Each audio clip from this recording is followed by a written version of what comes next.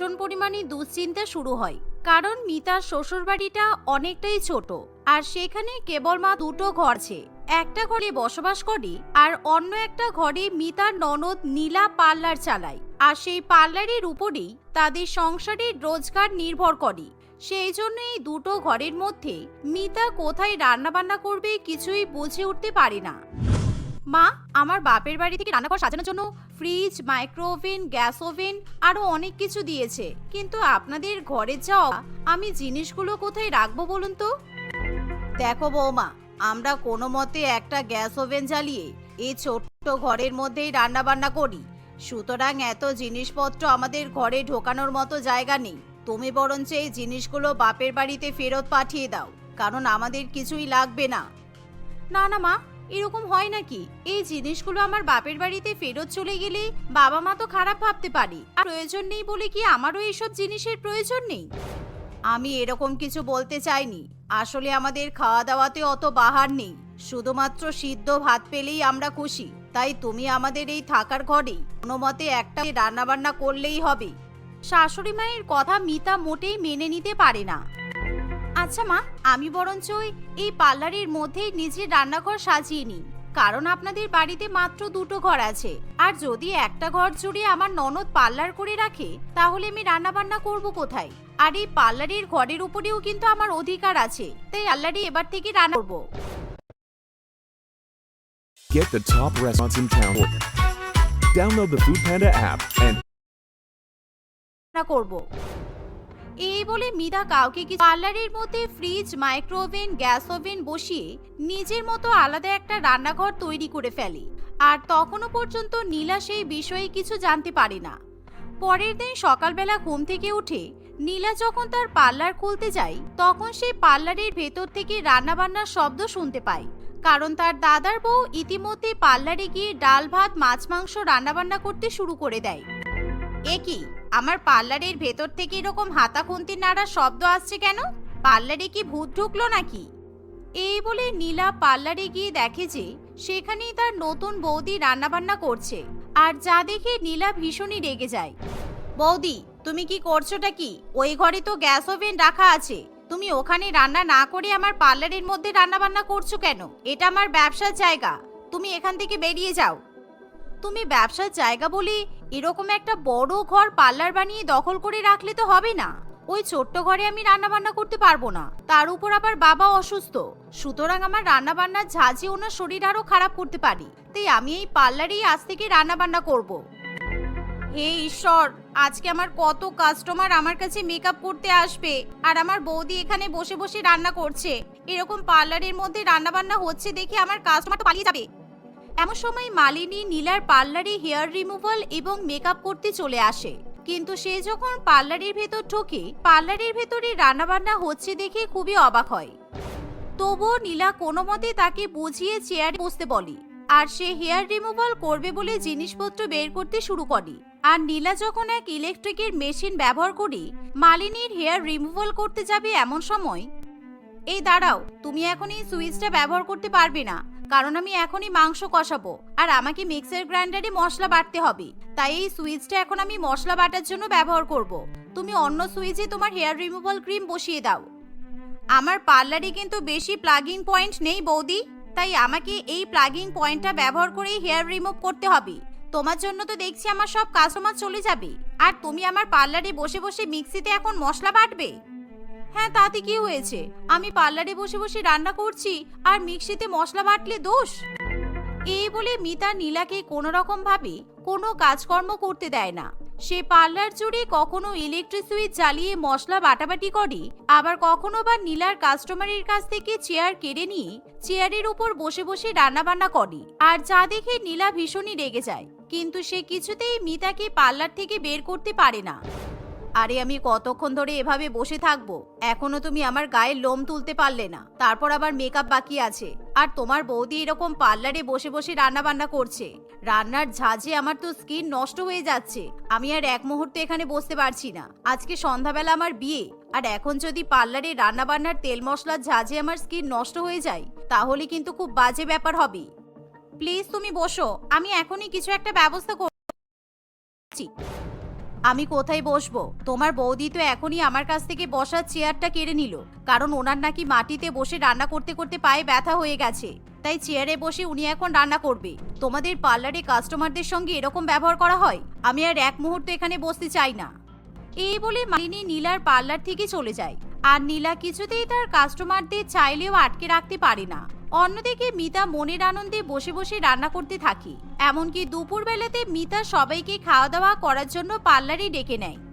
কি ব্যাপার নীলা, তুমি খেতে বসছো না কেন? তোমার পার্লারের মধ্যেই আমি সবাইকে খেতে দিচ্ছি, তুমি দাঁড়িয়ে আছো কেন? তাড়াতাড়ি খেয়ে নাও, তারপর আবার কাজ হবে। আমি পার্লারে বসে কখনোই ভাত খাবো না। আর মা, বাবা, দাদা, তোমরা কি করে আমার পার্লারে বসে ভাত খেতে পারছো? তোমরা তো ভালো করেই জানো বৌদির জন্য আমার পার্লারের কতটা ক্ষতি হচ্ছে, তবুও তোমরা বৌদিকে সাপোর্ট করছো। এরকম করে কেন বলছিস? বৌমা তো একটা কোনায় বসে রান্না বান্না করছে। ও যদি এখানে রান্না বান্না না করে তাহলে কোথায় রান্না করবে? আমাদের ঘরেও তো বসার মতো সেরকম জায়গা নেই। এতদিন ধরে আমি মানিয়ে নিয়েছি, কিন্তু তোর বৌদি না মানাতে পারলে আমার তো কিছু করার নেই। মায়ের এমন কথা শুনে নীলার কিছু করার থাকে না। তাই পরের দিন থেকেই মিতা তার ননদের পার্লারেই সকাল, দুপুর এবং রাত্রিবেলা করে রান্না করে। আর এমনই একদিন মিতার যখন রান্না বান্না হয়ে যায়, তখন সে পার্লারের মধ্যে বসে বসে বাসনগুলো ধুয়ে নেয়। আর সেই বাসন পার্লারের দরজার সামনে উপর করে রেখে দেয়। কিন্তু এমন সময় নীলার পার্লারে একজন বড়লোক কাস্টমার আসে। আর সে যখন দরজা দিয়ে পার্লারের মধ্যে ঢুকতে যাবে, তখনই সেই বাসন মাজার জলে পা পিছলে সে ধপাস করে পড়ে যায়। একি ম্যাডাম, আপনি পড়ে গেলেন কি করে? আপনার লাগেনি তো? তুমি পার্লারের দরজার সামনে জল ফেলে রাখলে, আমি পড়বো না তো কি হবে? ইচ্ছা করে নিজের কাস্টমারদের হাত পা ভাঙবে বলে তুমি এই ফোন দিয়ে এঁটেছো? তোমার পার্লারে আমি আর জীবনে আসবো না। এই বলে সেই কাস্টমার সেখান থেকে চলে যায়। এভাবে মিতা ননদের পার্লারে একেবারে জাকিয়ে বসে। কিন্তু নীলাও এখন খুবই বুদ্ধিমান হয়ে যায়। নীলা তার বৌদির ফ্রিজের মধ্যে এখন পার্লারের ভালো ভালো জিনিসপত্র রেখে দেয়, কিন্তু মিতা চাইলেও ননদকে কিছু বলতে পারে না। আর একদিন নীলার পার্লারে কিছু লোভী কাস্টমার আসে, যারা খাবারের গন্ধ পেলে একেবারে পাগল হয়ে যায়। আর সেদিন কাস্টমারগুলো নিজেদেরকে ঠিক রাখতে পারে না। তারা নীলার কাছে শাস্তে শাস্তে মিতার কাছ থেকে কখনো মাছ মাংস চেয়ে বসে। এই যে নীলা, কিছুক্ষণ আগে তোমার কয়েকটা কাস্টমার কিন্তু আমার কাছ থেকে বাটি বাটি মাংস খেয়ে গেল।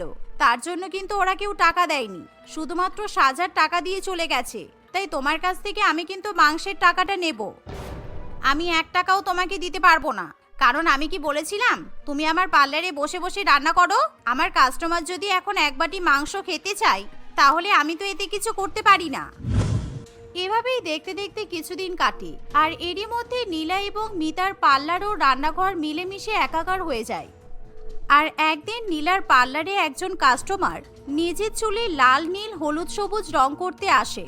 আর নীলা যখন সেই কাস্টমারের চুলে রং করতে শুরু করে, তখন মিতা ভালো করে ডালের মধ্যে জিরে ফোড়ন, কাঁচা লঙ্কা, শুকনো লঙ্কার তড়কা দেয়। আর ডালে এরকম তড়কা ব্যবহার করার ফলে হঠাৎ করে নীলার ভীষণ পরিমাণে হাঁচি হতে শুরু হয়, কারণ এরকম তড়কাতে নীলার ভীষণ পরিমাণে অ্যালার্জি, যার ফলে নীলা ভীষণ পরিমাণে হাঁচি দিতে শুরু করে।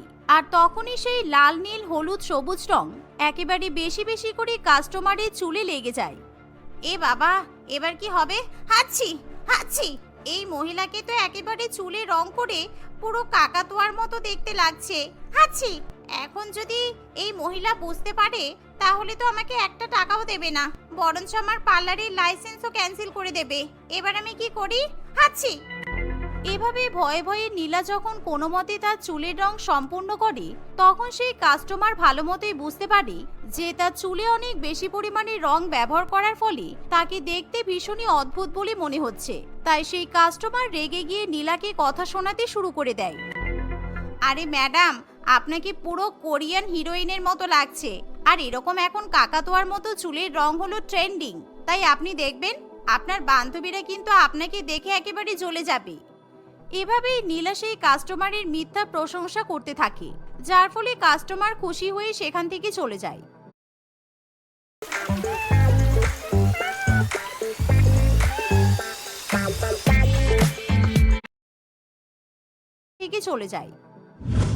এভাবেই আরো কিছুদিন কাটে।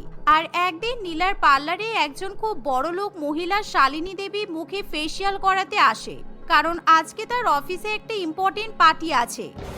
দেখো, আমার মুখে কিন্তু খুব গ্লোয়িং করে ফেসিয়াল করে দাও। তোমার পার্লারে আসার আমার একদমই ইচ্ছে ছিল না, কারণ আমি সবার মুখে শুনেছি এই পার্লারের মধ্যে নাকি রান্না বান্না করা হয়, আর এসব দেখে আমার এখানে বসতেও ইচ্ছা করছে না। কিন্তু আমার কাছে এখন কিছু করার নেই। আজকে আমার একটা গুরুত্বপূর্ণ পার্টি আছে, তাই আমাকে ভালো করে ফেসিয়াল করতেই হবে। আপনি চিন্তা করবেন না দিদি, আমি আপনাকে এত সুন্দর ফেসিয়াল করে দেব যে আপনার মুখ একেবারে দিনের আলোতেই চাঁদের মতো চকচক করবে। এই বলে নীলা ফেসিয়াল করতে শুরু করে দেয়। কিন্তু এমন সময় হঠাৎ করে নীলার ফোনে ইম্পর্টেন্ট একটা কল আসে। তাই নীলা ফোনে কথা বলতে বলতে তার বৌদির কাছে গিয়ে বলে, বৌদি, আমি ওনার মুখে ফেসিয়াল ক্রিমটা লাগিয়ে দিয়েছি, তুমি ঠিক 10 মিনিট পর ক্রিমটা তুলে দিও তো, আমার একটা খুব ইম্পর্টেন্ট কল আসছে, আমাকে কথা বলতেই হবে, আমি কিছুক্ষণ পরে আছি। এই বলে নীলা ঘরে চলে যায়। অন্যদিকে মিতা রান্না করতে করতে ঘড়ির দিকে তাকাতে শুরু করে। সে কখন থেকে মাংসটা সিদ্ধ বসিয়েছি, কিন্তু মাংসটা সিদ্ধ হচ্ছে না কেন কি জানি। দূর, আর ভালো লাগে না, আমার মনে হয় এখনো মাংসটা সিদ্ধ হতে 20 মিনিট লেগে যাবে। এভাবেই মিতা মাংস নিয়ে চিন্তা করতে করতে শালিনী দেবীর মুখে ফেসিয়াল ক্রিম তোলার কথা একেবারে ভুলে যায়। আর দেখতে দেখতে এভাবে আধ ঘন্টা পেরিয়ে যায়। এমন সময় নীলা ফোনে কথা বলে পার্লারে ফিরে আসে। আর তখন সে দেখে যে শালিনী দেবী এখনো মুখে ফেসিয়াল ক্রিম লাগিয়ে বসে আছে। তাই সে তাড়াতাড়ি করে শালিনী দেবীর মুখ থেকে ফেসিয়াল ক্রিম তুলে দেয়। কিন্তু তখন সে দেখে যে শালিনী দেবীর মুখ একেবারে আমাবস্যার চাঁদের মতো কালো হয়ে গেছে। আর যা দেখে শালিনী দেবী প্রচন্ড পরিমাণে রেগে যায়। এ কি, তোমরা আমার মুখে কি করেছো? আমি এই কালো মুখ আর কোথাও দেখাতে পারবো না। এই যে বললে আমার মুখ নাকি দিনের আলোর মতো চকচক করবে, আমার মুখ তো কালো হয়ে গেছে। এই বলে শালিনী দেবী নীলা এবং মিতাকে ভীষণ পরিমাণে গালমন্দ করে আর কোনো টাকা না দিয়েই সেখান থেকে চলে যায়। এমনকি নীলার পার্লারের নামে সেই মহিলা কেস করে দেয়। আর যার ফলে নীলার পার্লার বন্ধ হবার সময় চলে আসে, যা দেখে মিতার ভীষণ পরিমাণে খারাপ লাগে। আর সেদিনের পর থেকে তারা ননদ বৌদি কখনোই নিজেদের মধ্যে ঝগড়া করে না, বরঞ্চ মিতা সেই পার্লারের মাঝখান থেকে একটা পাঁচিল তুলে দেয়। আর সেই ঘরের একটা সাইডে মিতা নিজের জন্য আলাদা রান্নাঘর তৈরি করে। অন্যদিকে নীলা নিজের মতো করে পার্লার চালাতে থাকে। দিদি, চল তাড়াতাড়ি।